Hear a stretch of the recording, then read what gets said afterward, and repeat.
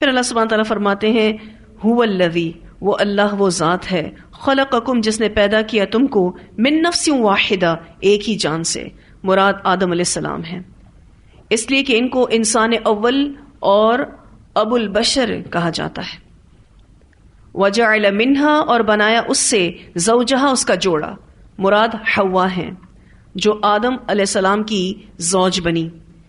ان کی تخلیق حضرت آدم علیہ السلام سے ہوئی، جس طرح منہا کی ضمیر سے واضح کیا گیا، وجعل منہا زوجہا لیسکن الیہا، تاکہ سکون حاصل کرے اس سے پتہ چلتا ہے کہ شوہر اور بیوی کا یہ رشتہ باعث اطمینان ہے، باعث سکون ہے، اس لیے کہ ایک جنس ہی ہم جنس سے صحیح معنوں میں مانوس اور قریب ہو سکتی ہے۔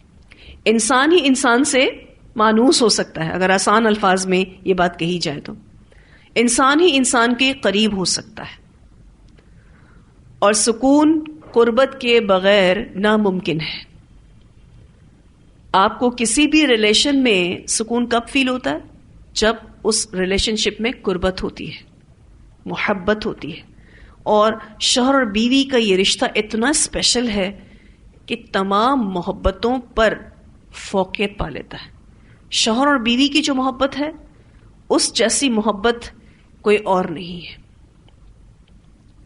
دیکھیں، ماں باپ جو اپنی اولاد سے محبت کرتے ہیں، یا بچے جو اپنے ماں باپ سے محبت کرتے ہیں، وہ ایک خونی رشتے کی وجہ سے۔ شوہر اور بیوی کا رشتہ خونی نہیں ہے، نسبی نہیں ہے، یہ قانونی رشتہ ہے، اور اس کی جو محبت ہے وہ امیزنگ ہے، یہ اللہ ہی ڈالتا ہے۔ دو لوگ قول و اقرار کے ساتھ، یعنی نکاح کے ذریعے ایک ہوتے ہیں، اور پھر ایسی محبت ان دونوں کے درمیان پیدا ہوتی ہے جو حیران کن ہے۔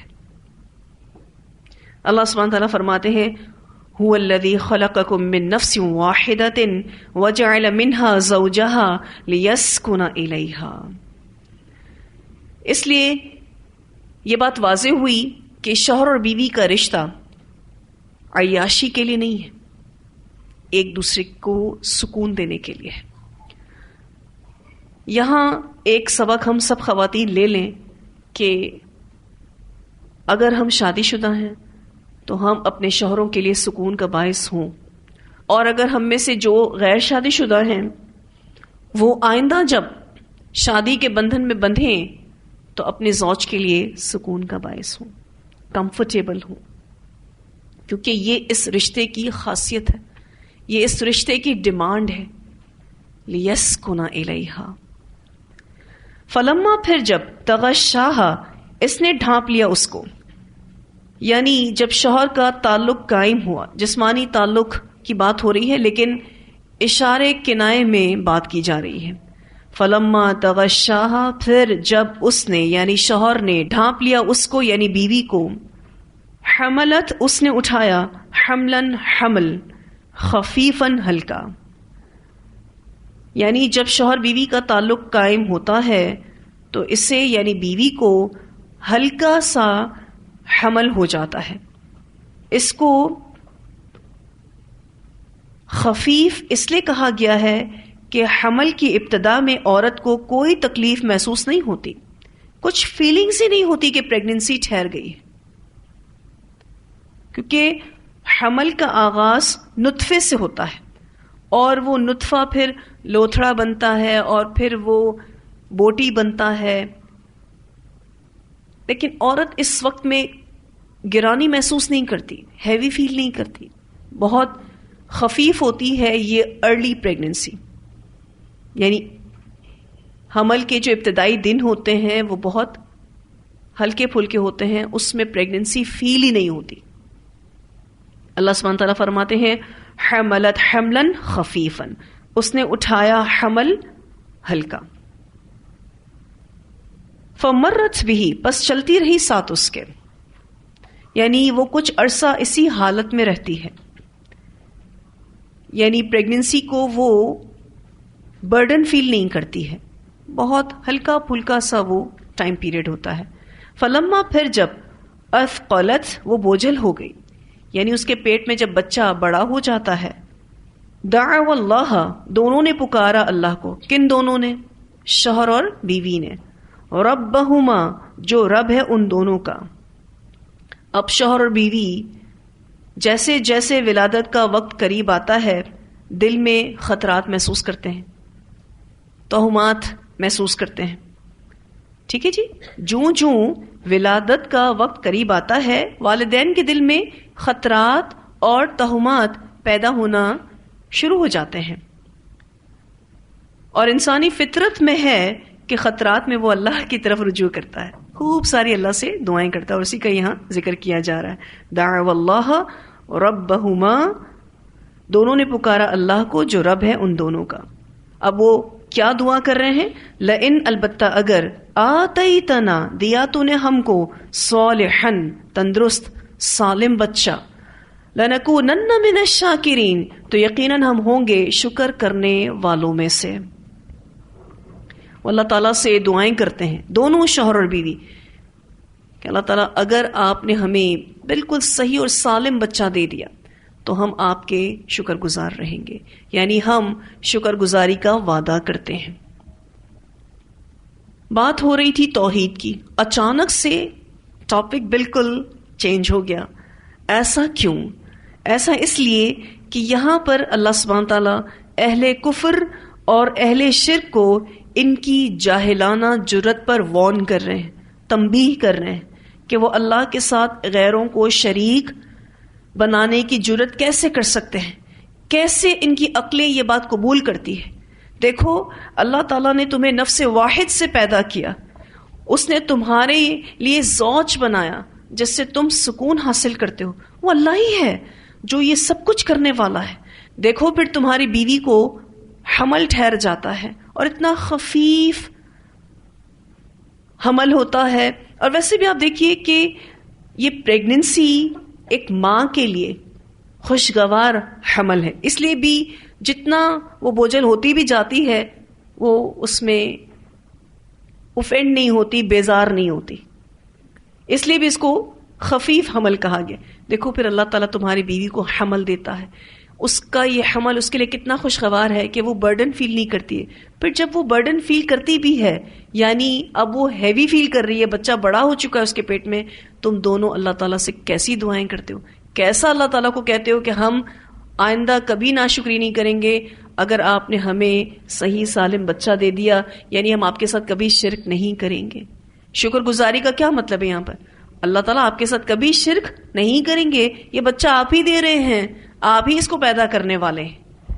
لیکن پھر ہوتا کیا ہے؟ فلما، تو جب آتاہما، اس نے دیا ان دونوں کو، اس نے یعنی اللہ نے دیا ان دونوں کو یعنی والدین کو، شوہر بیوی کو، صالحاً، صحیح سلامت یعنی بچہ، جعلا، دونوں نے بنا لیے، لہو، اس کے لیے یعنی اللہ کے لیے، شرکاء، شریک، فیما، اس میں جو، آتاہما، اس نے دیا ان کو.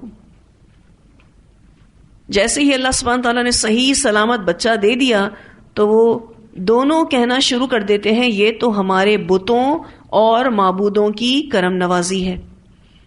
اور آج کل یہ بات مسلمانوں میں بھی ہے، وہ کہتے ہیں فلاں بزرگ نے دیا، فلاں درگاہ پہ گئے تھے، چادر چڑھائی تھی، منت مانی تھی، تو یہ بچہ اس بزرگ کی دین ہے، اس بزرگ کی کرم نوازی ہے، اس ولی کی کرم نوازی ہے. فتعالی، پس بلند ہے، اللہ تعالی، عما، اس سے جو، یشرکون، وہ شریک ٹھہراتے ہیں. یہاں پر اللہ سبحانہ تعالیٰ نے یہ بات واضح کر دی کہ جتنا بھی یہ شریک ٹھہرائیں اللہ اس سے پاک ہے، اللہ اس سے بلند ہے. شریک قرار دینے سے مراد یہاں پر یہ ہے کہ یا تو وہ بچے کا نام ایسا رکھ دیتے ہیں جس سے ان کا شرک واضح ہوتا ہے، مثلا بندہ علی، اسی طرح سے امام بخش، اور ایسے کئی نام آپ کو ملیں گے جس سے ان کا شرک واضح ہوتا ہے. تو یہاں شریک قرار دینے سے مراد یا تو بچے کا نام ایسا رکھنا جس سے شرک واضح ہوتا ہے، جس سے باقاعدہ اس بات کا اظہار ہوتا ہے کہ یہ بچہ فلاں بزرگ، فلاں پیر کی نعوذ باللہ نظر کرم کا نتیجہ ہے.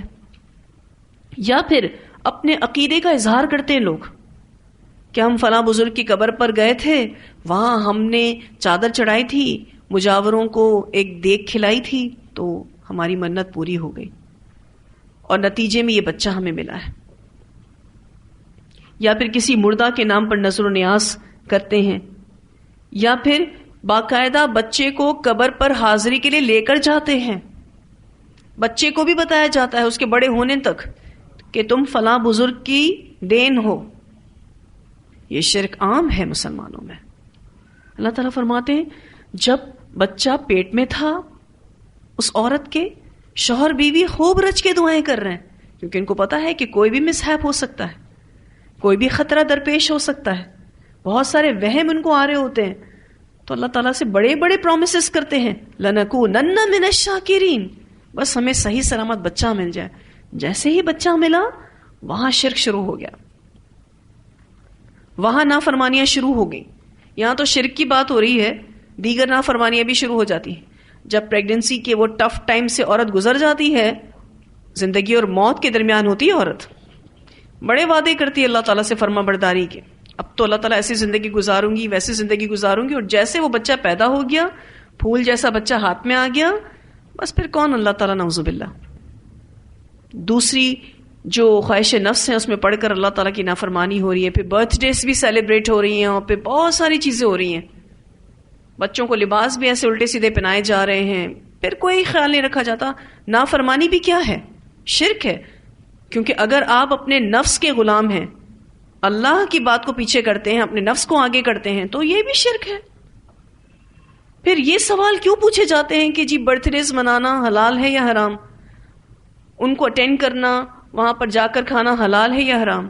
دیکھیں حلال حرام کے تو فتوے نہیں دے سکتا کوئی بھی، کیونکہ اس بارے میں دین خاموش ہے. لیکن سمجھ میں تو آتا ہے نا کہ یہ یہود کی، نصارہ کی مشابہت ہے. نبی اکرم صلی اللہ علیہ وسلم اپنے بچوں سے کم پیار کرتے تھے، صحابہ کرام اپنے بچوں سے کم پیار کرتے تھے. انہوں نے تو برتھ ڈیز کو سیلیبریٹ نہیں کیا. ان کو تو ان تمام چیزوں کی ضرورت نہیں پڑی اپنے بچوں کو اس بات کا اظہار کرنے کے لیے کہ جی آپ ہمارے لیے بہت امپورٹنٹ ہیں. کہیں نہ کہیں سے کان پکڑ کے بھی جو ہے نا وہ برتھ ڈے منانی ضرور ہے. 2 دن بعد، 4 دن بعد، وہ دل کا جو ایک چھالا ہوتا ہے نا اس کو ٹھنڈ دینی ہوتی ہے. اللہ تعالیٰ کو نہیں پتا کہ نیت کیا ہے. 4 دن بعد بھی آپ بچے کے دن میں تو یہی ڈال رہے ہو کہ ٹھیک ہے اس دن تو ہم نے کچھ نہیں کیا جس دن تم پیدا ہوئے، 3-4 دن کے بعد ہم کر لیتے ہیں، وہ ایک ہیلا بنا لیتے ہیں. آپ خوشی کے لمحات کے لیے کیوں ان تمام مواقعوں کے منتظر رہتے ہیں؟ خوشی کا لمحہ جو بھی میسر آ جائے، جب بھی میسر آ جائے. یہ کفار کی مشابہت ہے جس میں وہ کچھ پرٹیکولر ڈیز کو سیلیبریٹ کرتے ہیں تاکہ وہ اپنی مشینی زندگی میں مختلف رشتوں کو اس بات کا اظہار کر سکیں کہ ٹھیک ہے آپ بھی ہمارے لیے امپورٹنٹ ہو. جیسے مدرز ڈے ہے، جیسے فادرز ڈے ہے. یہ اتنے مشینی ہو چکے ہیں اور اتنے زیادہ اپنی دنیا میں گم ہیں کہ ان کو اپنی ماں کے لیے بھی ٹائم نہیں ہے، ان کے پاس اپنے باپ کے لیے بھی ٹائم نہیں ہے، اپنی اولادوں کے لیے بھی ٹائم نہیں ہے. تو انہوں نے اپنے لیے کچھ دن مختص کر لیے ہیں جس میں یہ اپنی محبتوں کے اظہار کرتے ہیں. بس باقی پورا سال ماں کو بے شک اولڈ ہوم میں چھوڑا ہوا ہے. ہمارے اسلام میں کیا ہے؟ دن رات آپ ماں باپ کو دیکھیں، دن رات آپ ان کے کام کریں، خدمت کریں. اپنے بچوں کو ہم کس طریقے سے ڈیل کرتے ہیں آپ دیکھیں. اپنے سے پہلے ان کو کھلانا پسند کرتے ہیں. تو کیا یہ محبتوں کا اظہار نہیں؟ کیا محبتوں کا اظہار صرف اسی میں ہی ہے کہ ہم کفار کی مشابہت اختیار کر کے، کیونکہ معاشرے میں یہ سب کچھ چیزیں اتنی زیادہ رچ بس گئی ہیں کہ ہمارے بچے پھر ہم ان کو یہ چیزیں نہ دیں یا اس اعتبار سے ان کو انٹرٹین نہ کریں تو کمپلین کرتے ہیں کہ میری فرینڈ کی امی تو ایسا کچھ نہیں کہتی، وہ تو برتھ ڈیز بھی سیلیبریٹ کرتی ہیں، وہ تو گفٹس بھی دیتی ہیں. اور ہمارے بچے جیسے ہی آ کے ایسے منہ بنا کے کچھ رونے دھونے کرتے ہیں تو ہم کہتے ہیں ہائے میرا بچہ، ہم کتنے بد نصیب ہیں کہ ہم یہ ساری چیزیں نہیں کر سکتے، کیونکہ ہم ان چیزوں کے محتاج ہیں. اچھا پھر آپ یہ دیکھیے کہ جو بھی چیز شریعت میں نہیں ہے نا اس کے بعد کے اثرات بھی بڑے خطرناک ہیں. مثلاً آپ اگر برتھ ڈے سیلیبریٹ کر لیتے ہیں تو چلے، ہم کہتے ہیں اگر کسی نے منا لی، گھر پہ آ گئے کچھ لوگ، جس نے تحفہ دیا اچھے سے اچھا تو اس سے آپ خوش، جس نے نہیں دیا اس سے آپ ناراض. ایسا ہوتا ہے نا معاشرے میں، کیونکہ شریعت کے مطابق چیز نہیں تو اس کا نقصان تو ہونا ہے. اس کا کوئی فائدہ تو ہے نہیں. اگر فائدہ ہوتا تو لازماً اللہ سبحانہ تعالیٰ ہمیں اس بارے میں کوئی نہ کوئی گائیڈنس دیتے، لیکن نہیں دی. پھر آپ دیکھیے کہ اس کا ایک اور نقصان کہ لوگ کہتے ہیں اچھا اپنے بچوں کی تو برتھ ڈیز آپ سیلیبریٹ کر لیتے ہیں، یو فیل ہیپینس، آپ خوشی محسوس کرتے ہو. جہاں بات آتی ہے نبی اکرم صلی اللہ علیہ وسلم کا میلاد منانے کی، وہاں آپ لوگوں کو پرابلم شروع ہو جاتی ہے. پھر آپ دیکھیے کہ دین کا نقشہ بھی بگڑتا ہے. تو جب ہم قرآن و سنت پر چلتے ہیں نا تو پوری طرح سے اس گاڑی میں بیٹھے. ہم کیا کرتے ہیں، آدھے گاڑی کے اندر ہیں، آدھے گاڑی کے باہر ہیں. ادخلوا فی السلم کافہ ہم نہیں کرتے، پورے کے پورے اسلام میں داخل نہیں ہوتے. پھر ہمارے اندر یہ بیماریاں پیدا ہوتی ہیں کہ آدھی بات تو اللہ کی مان لی، آدھی اپنی چلا لی. اس طریقے سے آپ اللہ کی نظروں میں بھی اپنی قدر و قیمت کھو دیتے ہیں، اور دنیا میں بھی لوگ آپ کو کچھ بھی ورتھ نہیں کریں گے کہ ہاں ٹھیک ہے، ان کو جو ٹھیک لگتا ہے اپنے حساب سے کر لیتے ہیں، جو ٹھیک نہیں لگتا، جہاں ان کا نفس ہرٹ ہو رہا ہوتا ہے، یہ اس کو چھوڑ دیتے ہیں. تو یہ دین پر چلنا نہیں ہے. یہ تو منافقین کیا کرتے تھے. اللہ سبحانہ تعالیٰ کہتے ہیں ادھر بھی پاؤں رکھتے ہیں ادھر بھی، دونوں کشتیوں میں پاؤں رکھتے ہیں. جدھر فائدہ نظر آتا ہے نا ادھر کے ہو جاتے ہیں. آتا ہے نا قرآن پاک میں. تھالی کا بینگن کون ہوتے ہیں؟ منافقین. دیکھیں نا کیسے موو کرتا ہے. مومن تو سٹل ہوتا ہے اللہ کے کہنے پر، رسول اللہ صلی اللہ علیہ وسلم کے کہنے پر.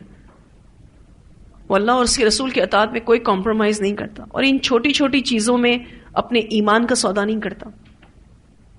اور آپ دیکھیے کہ بچے کی پیدائش کے حوالے سے اتنی رسم و رواج نے جنم لے لیا ہے، اور ایسے ایسے کچھ ایونٹس بنا لیے گئے کہ اگر کوئی ان ایونٹس کو نہ کرے تو لوگ کہتے ہیں اچھا آپ کو تو آپ کے بچے سے محبت ہی نہیں ہے. یا تو آپ کو آ کر کہیں گے یا آپ کے بچے کو آ کر کہیں گے. بعض دفعہ ایسا ہوتا ہے نا، اسکول سے آتے ہیں بچے اور کیا کہتے ہیں کہ آپ کو تو ہم سے محبت ہی نہیں ہے، میری فرینڈ کہہ رہی تھی اگر محبت ہوتی تو آپ ہمارے لیے یہ کچھ ضرور کرتے.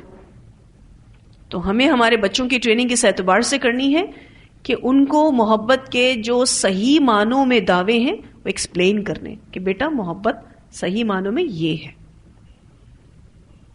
جو والدین اپنے بچوں کو نافرمانی کے اعتبار سے خوش کرتے ہیں، وہ بچے آگے چل کے بھی ان سے خوش نہیں ہونے والے، کیونکہ جب وہ نافرمانی کے بیسس پر خوش کیے جاتے ہیں تو اللہ بھی ناراض ہو رہا ہوتا ہے. اس طرح کی خوشیوں میں نہ تو کوئی رونق ہوتی ہے نہ کوئی برکت ہوتی ہے. صحابہ کرام کو ان تاریخوں کی کوئی فکر ہی نہیں ہوتی تھی. اسی لیے آپ دیکھیے کہ نبی اکرم صلی اللہ علیہ وسلم کی ولادت کی تاریخ میں کتنی ساری احادیث ہیں، کنفرمیشن کچھ بھی نہیں. اس لیے کیونکہ فوکس تھا ہی نہیں. آپ صلی اللہ علیہ وسلم کی ڈیٹ آف برتھ تو سب سے پہل صحابہ کرام کو معلوم کرنی چاہیے تھی، اور جیسے ہی وہ برتھ ڈے آئے سارے صحابہ کرام کو نبی اکرم صلی اللہ علیہ وسلم کو وش کرنا چاہیے تھا. ٹھیک ہے نا؟ لیکن ایسا تو کچھ بھی نہیں نظر آتا. چلے خیر، بات ہو رہی تھی کہ لوگ شرک کرنے لگتے ہیں جب اللہ تعالیٰ ان کو اولاد جیسی نعمت دیتا ہے. حالانکہ اس اولاد جیسی نعمت کے ملنے سے پہلے انہوں نے توحید کے بڑے بڑے دعوے کیے تھے، شکر گزاری کے بڑے بڑے وعدے کیے تھے، لیکن وہ سارے وعدے کدھر کھو گئے پتہ ہی نہیں چلا. اللہ سبحانہ تعالیٰ فرماتے ہیں فَتَعَالَى اللَّهُ عَمَّا يُشْرِكُونَ. ایشرکون، کیا وہ شریک ٹھہراتے ہیں، مالا جو نہیں، یخلق پیدا کرتا، شیئن کچھ بھی، وہم یخلقون حالانکہ وہ خود پیدا کیے جاتے ہیں. مشرکین کے معبودان باطل کو کچھ بھی اختیار نہیں ہے. یہاں یہ بات واضح کی گئی کہ مخلوق الہ نہیں ہو سکتی. اس معیار کے مطابق اللہ کے سوا سارے الہ باطل ہو جاتے ہیں. فرشتے ہوں، جنات ہوں، انبیاء ہوں، اولیاء کرام ہوں، سب کے سب اللہ کی مخلوق ہیں. تو جن کو تم شریک ٹھہرا رہے ہو وہ تو خود کریشن ہے، وہ مخلوق ہو کر خالق کیسے ہو سکتے ہیں؟ ایشرکون ما لا یخلق شیئا وهم یخلقون ولا یستطیعون لهم نصرا، اور نہیں وہ استطاعت رکھتے ان کے لیے کسی مدد کی. ولا، اور نہ، انفسہم اپنے نفسوں کی، ینصرون وہ مدد کر سکتے ہیں. اس آیت سے کیا بتایا جا رہا ہے کہ محتاج الہ نہیں ہو سکتا. انہوں نے اپنے معبودان سے توقعات باندھ کے رکھی، ان توقعات کو وہ پورا نہیں کر سکتے، وہ ان کی مدد نہیں کر سکتے. وہ تو اپنے نفسوں کی مدد نہیں کر سکتے، تو جو اپنی مدد نہ کر سکتا ہو وہ دوسروں کی کیا مدد کرے گا؟ تو کیا بات بتائی گئی یہاں پر اس آیت میں کہ محتاج الہ نہیں ہو سکتا، یا پھر محتاج الہ نہیں ہوتا. اور یہاں پر یہ جو یستطیعون میں وہ کا معنی ہے نا، اس کو سمجھ لیجئے. ولا یستطیعون، اور نہیں وہ استطاعت رکھتے، مراد اہل قبور بھی ہیں اور معبودان باطل بھی ہیں. کیونکہ لوگ اہل قبور سے بھی مانگتے ہیں نا، قبروں والوں سے بھی مانگتے ہیں، تو وہ استطاعت نہیں رکھتے کہ مدد کر سکیں مدد مانگنے والے کی، اور وہ تو اپنے نفسوں کی مدد نہیں کر سکتے. وَإِنْ، اور اگر تدعوہم، تم پکارو ان کو یعنی ان بتوں کو، الی الہدی، ہدایت کی طرف، لا یتبعوکم، نہیں وہ پیروی کریں گے تمہاری. اگر تم ان بتوں کو ہدایت کی طرف بلاؤ، سواء علیکم، برابر ہے تم پر، ادعوتموہم، خواہ تم پکارو ان کو، ام یا انتم، تم صامتون، چپ رہو. یعنی یہ بت بلانے والے کی آواز کو نہیں سنتے، ان کے نزدیک بلانے والا اور نہ بلانے والا دونوں ہی برابر ہیں. یعنی یہ تمہاری بتائی ہوئی بات پر عمل نہیں کریں گے، تمہارے بت تمہاری نہیں سنتے. وَإِن تَدْعُوهُمْ إِلَى الْهُدَى لَا يَتَّبِعُوكُمْ.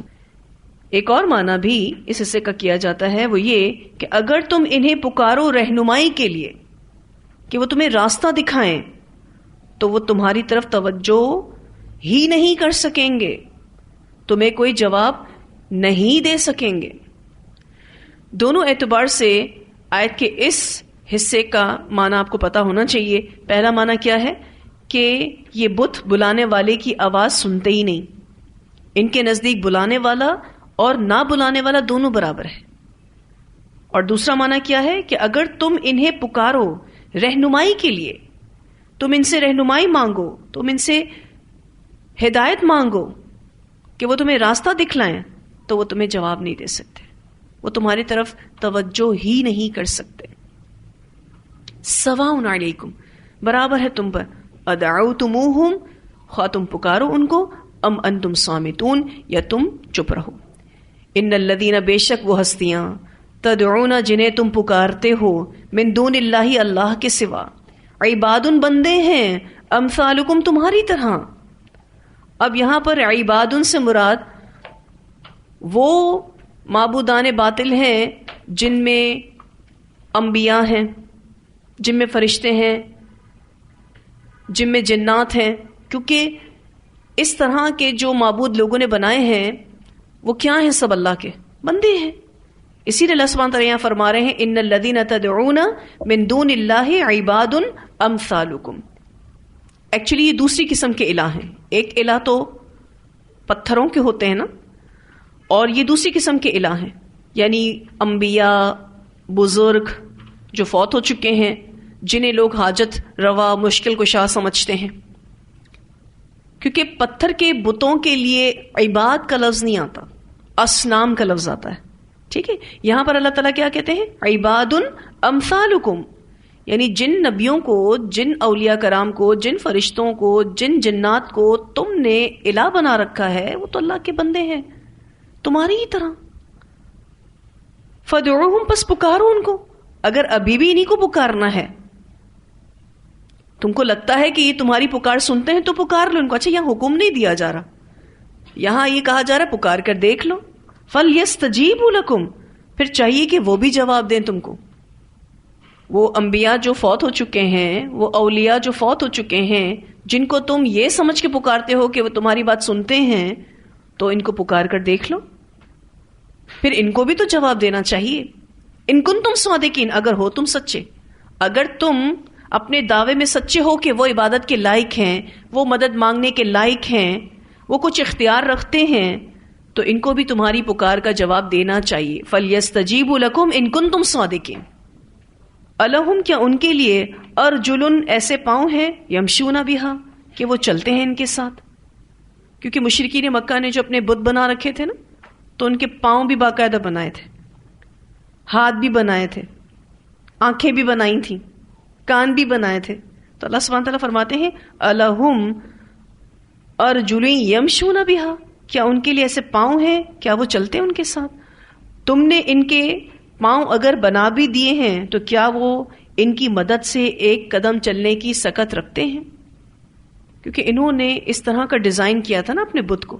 پھر اللہ سبحانہ تعالیٰ فرماتے ہیں ام لہم, یا ان کے لیے ایدن ایسے ہاتھ ہیں یبطشون بہا کہ وہ پکڑتے ہوں ساتھ ان کے. ام لہم, یا ان کے لیے اعین ایسی آنکھیں ہیں یبصرون بہا کہ وہ دیکھتے ہوں ساتھ ان کے. ام لہم, یا ان کے لیے آذان ایسے کان ہیں یسمعون بہا کہ وہ سنتے ہوں ساتھ ان کے. قل ادعوا, کہہ دیجئے کہ پکارو شرکاءکم اپنے شریکوں کو, ثم پھر کیدونی چال چلو میرے خلاف, فلا تنظرون پھر نہ تم مہلت دو مجھ کو, کوئی بریک نہیں دینا. آپ صلی اللہ علیہ وسلم سے کہلوایا جا رہا ہے کہ آپ ان سے کہیے کہ اپنے شریکوں کو بلا لو اور ان سے کہو کہ وہ آپ کو کوئی نقصان پہنچائیں, آپ کے خلاف کوئی چال چلیں, اور آپ صلی اللہ علیہ وسلم سے کہہ دیجئے آپ کو کسی قسم کی مہلت بھی نہ دیں. کیونکہ جب کسی کو یہ کہا جاتا ہے کہ بتوں کی پوجا چھوڑ دو, شرک چھوڑ دو, تو لوگ ڈراتے ہیں کہ آپ کو بتوں کی بد دعا لگ جائے گی, آپ کو بزرگوں کی ولیوں کی بد دعا لگ جائے گی, آپ ایسی باتیں کرتے ہو, آپ کو گناہ ملے گا, آپ کو نقصان ہوگا.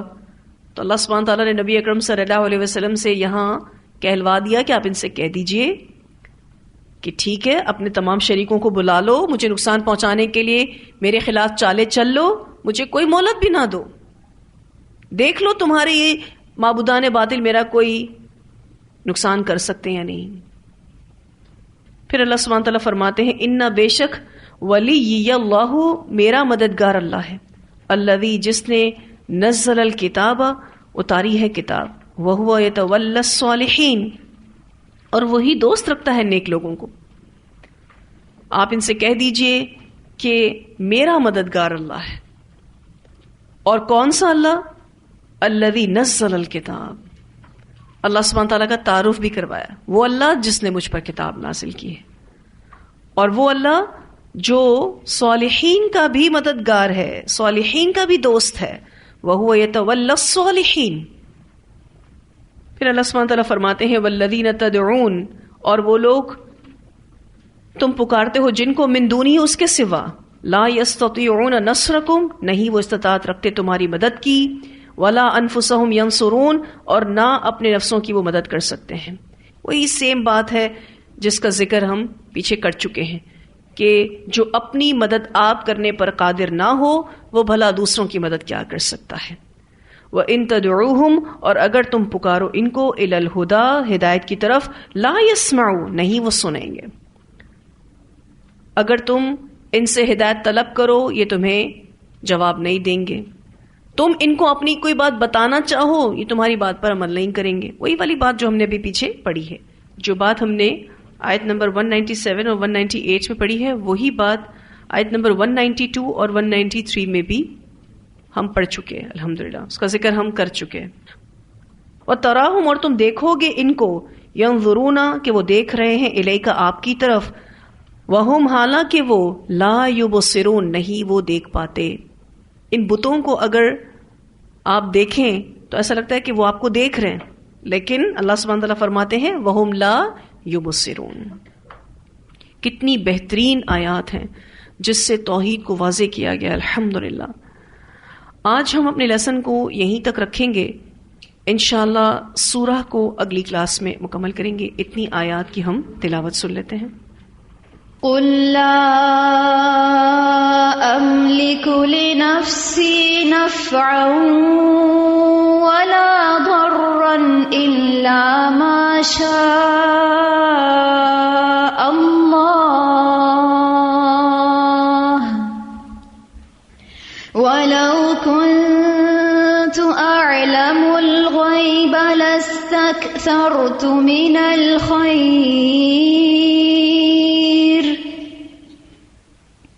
وما مسني السوء إن أنا إلا نذير وبشير لقوم يؤمنون هو الذي خلقكم من نفس واحدة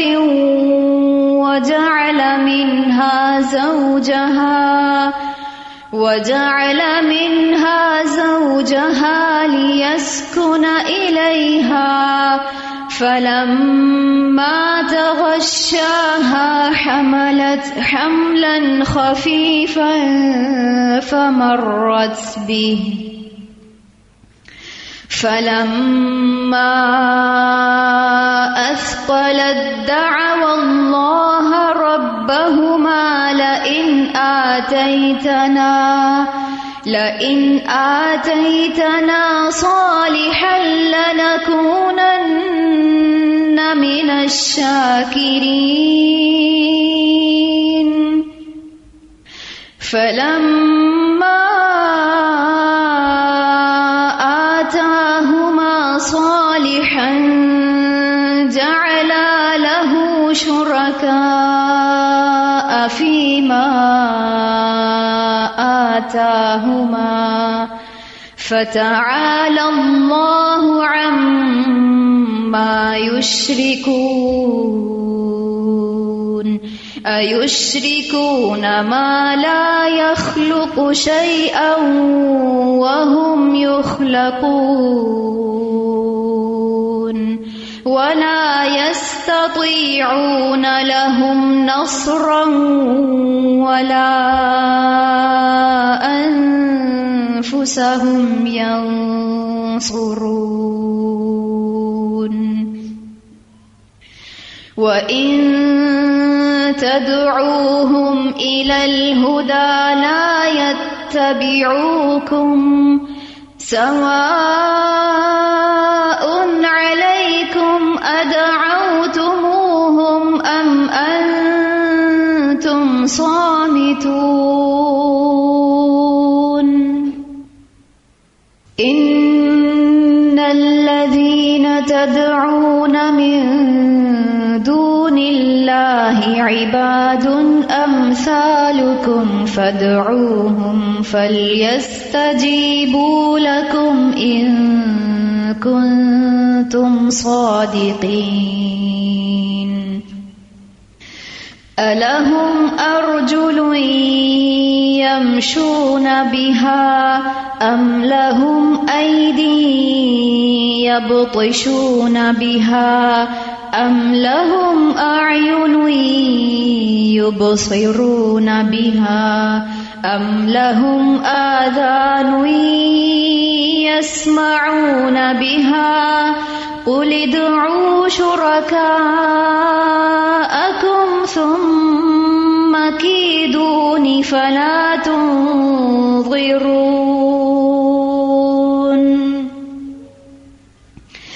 إن وليي الله الذي نزل الكتاب وهو يتولى الصالحين والذين تدعون من دونه لا يستطيعون نصركم ولا أنفسهم ينصرون وإن تدعوهم إلى الهدى لا يسمعوا وتراهم ينظرون إليك وهم لا يبصرون. یہاں جو آیات ہیں ان آیات میں توحید کو بہت اچھے سے واضح کیا گیا ہے اور اللہ کی قدرت کو بھی بہت اچھے سے واضح کیا گیا ہے. تمام جو معبودان باطل ہیں ان کا حقیر ہونا، عاجز ہونا بھی واضح کیا گیا ہے. ان آیات کی ایک اور تلاوت سنتے ہیں. قل لا أملك لنفسي نفعا ولا ضرا إلا ما شاء الله ولو كنت أعلم الغيب لاستكثرت من الخير وما مسني السوء إن أنا إلا نذير وبشير لقوم يؤمنون. هو الذي خلقكم من نفس واحدة وجعل منها زوجها ليسكن إليها فلما تغشاها حملت حملا خفيفا فمرت به فلما أثقلت دعوا الله ربهما لئن آتيتنا صالحا لنكونن من الشاكرين. فلما آتاهما صالحا جعلا له شركاء فيما آتاهما فتعالى الله عما يشركون. أيشركون ما لا يخلق شيئا وهم يخلقون ولا يستطيعون لهم نصرا ولا أنفسهم ينصرون.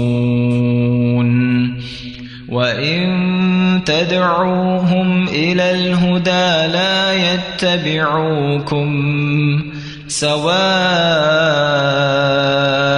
عليكم أدعوتموهم أم أنتم صامتون. إن الذين تدعون من دون الله عباد أمثالكم فادعوهم فليستجيبوا لكم إن كنتم صادقين. ألهم أرجل يمشون بها أم لهم أيدي يبطشون بها أم لهم أعين يبصرون بها أم لهم آذان يسمعون بها قل ادعوا شركاءكم ثم كيدون فلا تنظرون. إن وليي الله الذي نزل الكتاب وهو يتولى الصالحين. والذين تدعون من دونه لا يستطيعون نصركم ولا أنفسهم ينصرون. وإن تدعوهم إلى الهدى لا يسمعوا وتراهم ينظرون إليك وهم لا يبصرون. جتنی آیات ہم نے پڑھی ہیں واضح ہیں؟ اوکے جی، الحمدللہ. آج ہم تفسیر کو یہیں روکیں گے، لیسن کو انشاءاللہ اگلی کلاس میں مکمل کریں گے. وآخر دعوانا ان الحمدللہ رب العالمین. سبحانک اللہم وبحمدک نشہد ان لا الہ الا انت نستغفرک ونتوب الیک.